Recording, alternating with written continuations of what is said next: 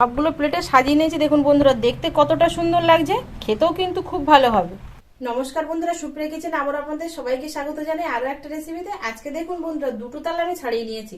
তাল তো তিন রকমের আছে, একটা পিওর কালো, আর একটা লাল, আর একটা একটু লাল কালো। তো আমি এখানে আর বড় কালো তালটা পাইনি, আর লাল কালো তালটা নেইনি, এটা একদম পিওর লাল তাল। সেই লাল তালটা নিয়েছি ছাড়িয়ে। খোসাটা আপনাদের দেখিয়ে দিই। দেখুন এই যে তাল তো আপনারা অনেকেই ছাড়াতে জানেন, সেই জন্য আর আমি তাল ছাড়ানোটা দেখালাম না, তবে তালের নদাটা আমি বের করে নেব। আর এই তাল দিয়ে আজকে একদম সিম্পল রেসিপি আর একটা নতুন রেসিপি আপনাদের সাথে শেয়ার করবো জন্মাষ্টমী উপলক্ষে। তো প্লিজ বন্ধুরা, আপনারা পুরো ভিডিওটা প্রথমের থেকে শেষ পর্যন্ত দেখবেন, আশা করছি আপনাদের ভালো লাগবে। আর যে সকল বন্ধুরা এখনো আমার ইউটিউব চ্যানেলে নতুন, প্লিজ বন্ধুরা চ্যানেলটিকে সাবস্ক্রাইব করবেন, আর ফেসবুক পেজ থেকে দেখলে পেজটিকে ফলো করে পাশে থাকবেন। তালের নদাটা খুব সহজ পদ্ধতিতে বের করে নেব, আর এই রেসিপিতে তালের নদাটা খুব সহজেই বানানো যাবে। এমনি তালটা তো ছাড়িয়ে নিয়েছি, এবার তালের মধ্যে আমি জল দিয়ে তালের নদা বের করব। হাত দিয়ে চটকে চটকে জল দিয়ে, দেখুন এই যে এরকম করে কিন্তু এই যে তালের নদা বেরিয়ে যাচ্ছে। এরকম ভাবে একটা একটা করে চটকে নেব। এই রেসিপিটা বানানোর জন্য তালের তরল নদাই দরকার।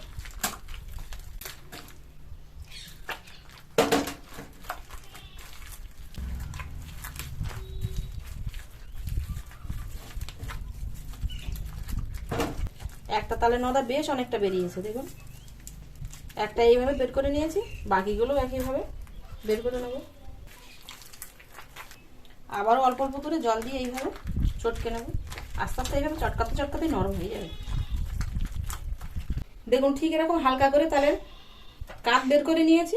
এবার আলাদা একটা পাত্র নিয়েছি আর নেট নিয়েছি, ছেঁকে নেব, কারণ হাত দিয়ে চটকে নিয়েছি তো ছেঁকে তো নিতেই হবে। দেখুন কতটা তরল।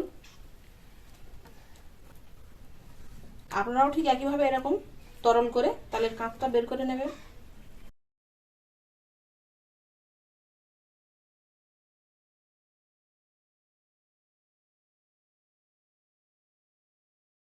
এখানে একটা আলাদা পাত্র নিয়েছি, এই বাটির মাপ করে মেপে নেব ক বাটি হয়। এক বাটি,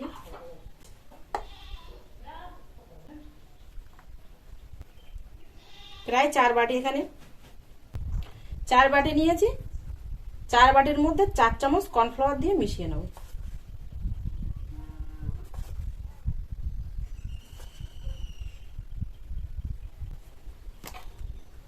এবার খুব ভালো করে মিশিয়ে নেব। গ্রাইন্ডার দিয়ে মেশানো তো খুব তাড়াতাড়ি ভালো করে মিশে যায়, তো আপনার হাত দিয়েও মেশাতে পারেন। খুব ভালো করে মিশিয়ে নিয়েছি। এবার গ্যাসটা ধরিয়ে দেবো। কড়া বসিয়ে দিয়েছি, কড়াটা একটু গরম হলে এর মধ্যে দিয়ে দেবো। মিষ্টিটা বানিয়ে যে পাত্রে রাখবো সেই পাত্রে একটু সাদা তেল মাখিয়ে নেবো, তাহলে মিষ্টিটা টপ করে পাত্রের গায়ে জড়াবে না। মিষ্টিটা বসানোর জন্য আপনারা চৌকো, গোল, যেরকম খুশি সেরকম পাত্র নিতে পারেন, তবে চৌকো হলে ভালো হয়, শেপটা ভালো দেওয়া যায় মিষ্টিগুলো। কড়া গরম হয়ে গেছে, এবার তালের কাঁধের ডোটা দিয়ে দেবো। গ্যাসের ফ্লেমটা লোতে রেখে কিন্তু অনবরত এরকম নাড়তে থাকতে হবে, নইলে কর্নফ্লাওয়ার দেওয়া নিচে বসে যাবে। এই বাটির মাপ করে আমি 4 বাটি তালের কাঁধ নিয়েছি, এই বাটির মাপ করে 2 বাটি চিনি নেব।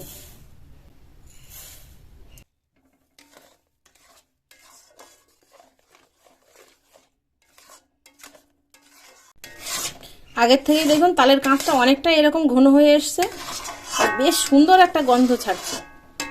আমি তো এখানে কর্নফ্লাওয়ার দিয়ে বানাচ্ছি, তবে আপনারা কিন্তু চুন দিয়েও বানাতে পারেন। তবে চুন দিয়ে আমি কেন বানালাম না, কারণ আমাদের স্বাস্থ্যের কিন্তু খুবই ক্ষতিকারক চুন।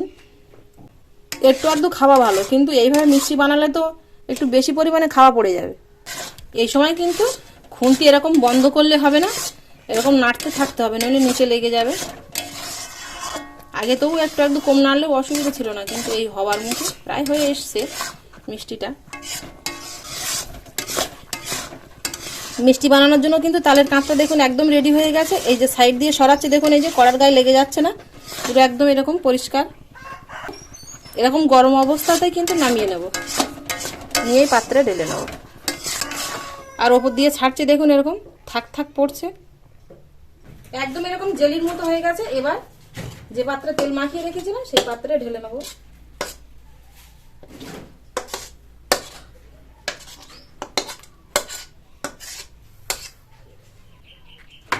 এভাবে একটু নাড়া দিয়ে সেট করে নেবো।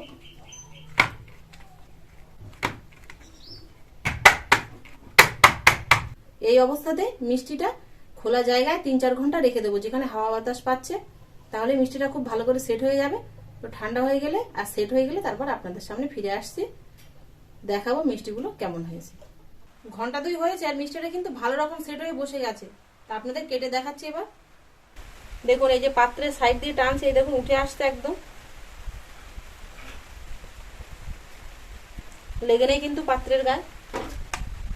থালা নিয়েছে একটা, থালার উপর এইভাবে উপর করে নেব।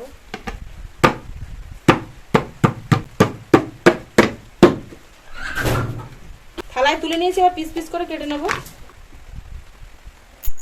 আমি তো এরকম শেপে কেটে নিচ্ছি, তবে আপনারা কিন্তু চাইলে চৌকো শেপেও কেটে নিতে পারেন।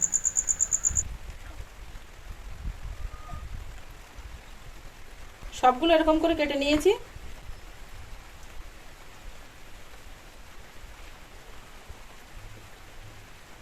সবগুলো প্লেটে সাজিয়ে নিয়েছি। দেখুন বন্ধুরা, দেখতে কতটা সুন্দর লাগছে। মিষ্টিগুলো যতটা সফট দেখুন, ততটাই কিন্তু এরকম স্পঞ্জি। দেখুন কতটা স্পঞ্জি হয়েছে। বাকিগুলো অন্য প্লেটে সাজিয়ে নিয়েছি, শুধু এইটা একটু ছবি তুলবো বলে তাই এই প্লেটে সাজিয়ে নিয়েছি। আমি তো প্লেন এইভাবে বানালাম, তবে আপনাদের হাতের কাছে যদি নারকেল পাউডার থাকে তাহলে আপনারা নারকেল পাউডার দিয়ে এপিট ওপিট করে এইভাবে লাগিয়ে নিয়ে ডেকোরেশন করতে পারেন। তাহলে দেখবেন দেখতে ভালো লাগবে, খেতেও ভালো লাগবে। আর আপনারা এই মিষ্টির মধ্যে একটু যদি হাতের কাছে নারকেল থাকে তাহলে নারকেলের দুধ দিয়েও বানাতে পারেন। তো বন্ধুরা, সামনেই আমাদের জন্মাষ্টমী, আর এই জন্মাষ্টমী উপলক্ষে এরকম খুব সহজ পদ্ধতিতে কিন্তু আপনারা তালের বরফি মিষ্টি বানিয়ে নিতে পারেন। আর আমার এই রেসিপিটা কেমন হলো অবশ্যই তো একবার ট্রাই করবেন। আর ট্রাই করলে তারপরে যদি আপনাদের ভালো লাগে তাহলে কমেন্ট করে জানাবেন, আর লাইক করবেন, আপনাদের বন্ধুদের কাছে প্রচুর প্রচুর শেয়ার করবেন। আর আমার পরবর্তী ভিডিও সবার প্রথমে দেখার জন্য পাশে থাকা বেল আইকনটি ক্লিক করে দেবেন। নতুন বন্ধুদের বলছি, এতক্ষণ আমার সঙ্গে থাকার জন্য আপনাদের অনেক অনেক ধন্যবাদ। আবারও দেখা হচ্ছে আপনাদের সাথে পরে নতুন কোনো রেসিপিতে। ততক্ষণ আপনারা সবাই ভালো থাকবেন আর সুস্থ থাকবেন।